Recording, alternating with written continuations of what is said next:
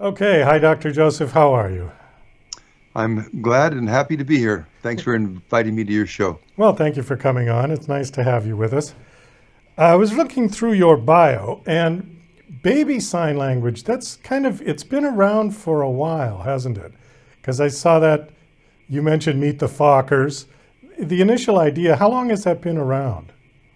Well, I did my initial research in about 1988, and I came up with my first book right after that. And then there was some other research done at UC Davis on the same topic, and their book came out about 2 years later. So it's been around since about the early 90s, late 80s, as far as popular among the hearing community, of course. Okay, now is this the same sign language, the international sign language that the hearing impaired use, or is this a specific one for babies?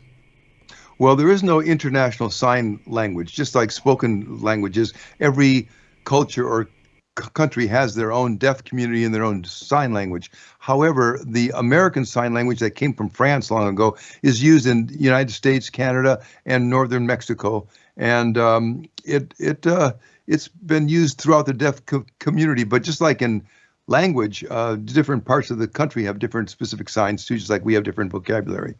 Well, it was my understanding that it didn't matter of the spoken language. In other words, people who were hearing impaired who knew sign language, but their country of origin could have a different language, they could still communicate with people. Is that true or not true? Well, we have programs here in the United States, for example, where if you have five different people with five different spoken languages, they can learn American Sign Language ASL and use that as a common denominator among those languages. But as you go to different countries, for example, my baby sign language program was we did British signs for British Sign Language for that country, and Australian signs for Australian Sign Language in that country. So we had to convert our programs into different signs because the signs, they differ a little bit in some cases and a whole lot in others. Oh, I see. So the sign language that is used in India would be representative of Indian language, Hindi, or something like that, where the ones that we used here would be English, et cetera, right? Yes, yes, except for, yeah, you have to look at the origins of sign. I don't want to get too deep into it, but our American Sign Language came from France, so there's a lot of similarities in French Sign Language and American Sign Language, whereas the English Sign Language was created by hearing people in England, and their sign language is a little bit different than American. It's not as iconic as American Sign Language. It's got a different basis. As this is applied to babies, what year or how old is the baby when you should start doing this? Well, first of all, you don't teach signs to babies. You model the signs. You want a baby to identify, recognize the signs using their own internal resources. That's what gives them that connection to language when they do it on their own. If they're force-fed signs and made to kind of to teach signs, it takes away the initiative of the child to identify and connect the sign to whatever is going on, their emotions, the object, or the situation they're in. So I recommend that we start modeling signs for babies at about 4 months old, and then it takes a few months for them to watch and observe the world and connect the signs to what's going on around them before they actually start to produce signs. But then again, for speech, it takes 2 years for their vocal mechanism to maturate to the point where they can articulate the very global languages. So to consider just a couple of months for gestural language to develop is a pretty short time frame. Okay, can you give me an example of something that, like how, what the process would be, how a parent would do this? So the parent would make a sign to the baby indicating a specific thing and do that repetitiously? Yeah, in fact, I created a program called the 14 Days to Baby Sign Language, and that program is designed to go through the day, and you take different events throughout the day, and you add the important signs to those events that kind of target a certain action, object, feeling, or whatever is going on with that gesture. And yeah, you have to do it frequently. Every time you do that event, you do those same signs. And it doesn't take very long for a child to catch on because they want to express themselves. They want to engage the world. So if left up to their own devices, they usually use their own creative abilities to connect with you and sign pretty quickly. We've seen most families who sign starting to model the signs at 4th month. The babies start producing signs about the 6th or 7th month, and then they just explode with language by the 1st year. And I'll tell you what, once a baby understands the world but can't articulate or express themselves, that's when the frustration, tantrums, and crying begin. So you can not completely remove all tantrums, but you can really reduce them and reduce the duration of a tantrum and eliminate a lot of them based on having good communication. What would be the first sign that would be recommended to start with? Well, actually, I recommend small groups of signs rather than just a sign. Like, for example, I'll give you an example if I'm recorded here. Every time that a mother nurses the baby, they can do the sign for milk, which is like this.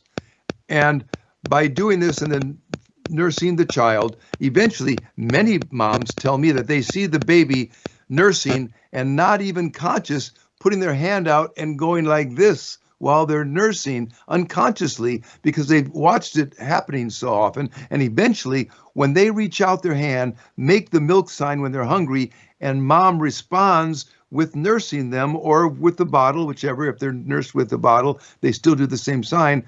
It reinforces the fact that they can affect their environment through their own internal resources. And that's the important aspect of baby sign language, to get that idea of affecting your environment through your own resources versus riding the roller coaster of life, waiting for life to happen to you. You happen to life. And that's a really important aspect during the cultural imprint of a child's first 3 years. How difficult is this for the parents to learn? Well, that's why I created the 14-day program. It's designed for the parent. The baby is a sponge. They're going to absorb everything that they can. It's the parent that needs to be trained. So the idea is that by, let's say, changing the diaper, during the change the diaper, my program is available on your device, your tab, your phone, whatever, and you hit change the diaper, and it shows the 4 or 5 signs you use during changing the diaper. Then every time you change the diaper, you use those same signs. Pretty soon, you learn the signs really quickly. The baby sees the signs in relationship to the different aspects of the diaper changing process, whether they're wet or dirty, clean, when you're finished. A really important one is finished. You know, babies squirm around all the time. At first, they don't, but as they get older, they start to squirm more and more. So we teach the sign stay. You put this stay to a baby while you're changing them. Then when you're all done, you say finished. Otherwise, when they get older, they can make a real mess before they start squirming around. So there's a few applications, but the idea is that every time you change the diaper, you do those same small group of signs. Every time you take a bath, that group of signs. Eat, that group of signs. Go outside, get dressed. Each event that babies and parents commonly do each day, frequently do each day, those signs are built into that event. And this way, not only do the parents learn the signs in small increments, groups, so they can retain them and use them each time, but the baby can really associate that effect with the sign so they can, react to it and understand it. And that's why the 14-day program was designed based on my many years of education on child development, adult learning, and how you put it all together to make a really effective and efficient program. You've got a book out called Fingerspelling Book. Yes. Can you tell us just a little of what that is?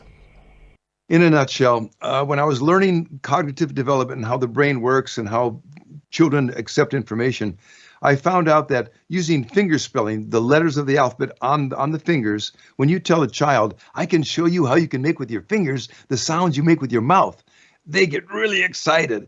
And they, there's no word spelled A, B, C, D, E, F, G, H, I, J, K, L, kind of thing. So the book is designed starts with 2-letter words and 3-letter words and goes up to 5-letter words. By the time you're done going through the 5-letter words, you've learned all the letters of the alphabet, but you've learned them in a form of words rather than just letters. As a result, we have kindergarten where we tested our program out, our fingerspelling book out in kindergartens. The teachers say the kids go out on recess and they sit across from each other and fingerspell words back and forth. And the most surprising thing, we never have to teach them anything. It's a game-like activity, and the way the book is laid out, by the time they're done, they can spell words that are first and second grade competency word before they're out of kindergarten, and they never had to be taught anything. They just learned it on their own in a game-like activity. So I think adding muscle memory, especially for the OUGH, the TION, the PH for F sounds, all those difficult, different Greek, Latin aspects of our English language that come together, make it easier for a child to remember those things when they add muscle memory and fingerspelling to the process, rather than just trying to memorize it all the time. Okay, I see something on here called MediSign. What is that? Well, when I was released from the military, a lot of my fellow soldiers became deaf from the anti-malaria drugs given to them when they were in the Southeast Asian theater. So because they were deaf, there was very little resources for communication between the deaf community and medical services. So I decided to put together a comprehensive course in diagnostic communication in American Sign Language. I used to be a sign language interpreter, of course, and so I put together a bunch of different types of signers and medical professionals, doctors from across the country. We conjoled for a couple of years and put together this comprehensive course in American Sign Language for the medical community to be able to communicate directly to the deaf. And I'm about to, I think, give that away to the entire medical community in the nation, because what good is good research and good products when they sit on a shelf?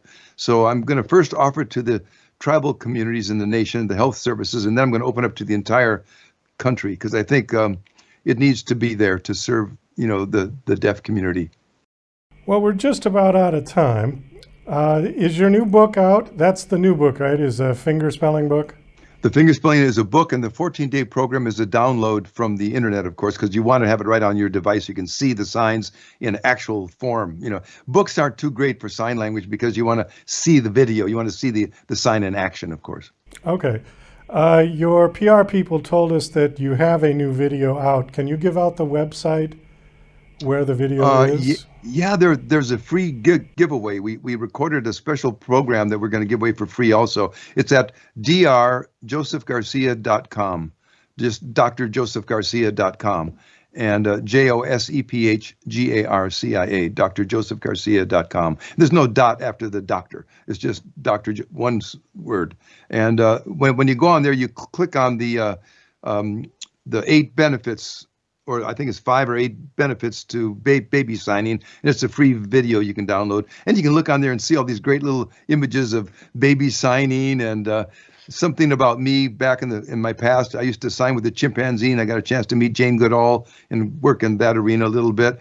And I had a dog sled team up in Alaska in the wilderness for a while. There's pictures of that up there, and a bunch of really great information on the website about baby signing, fingerspelling, and all the attributes that it brings to your life. Okay, great. Well, Doctor, thank you so much for coming on this show. It was nice meeting you. Very interesting to hear about. Thanks for having me. I appreciate it. And best of luck with the books and all of your work. Well, thank you for the opportunity to share my work with the world.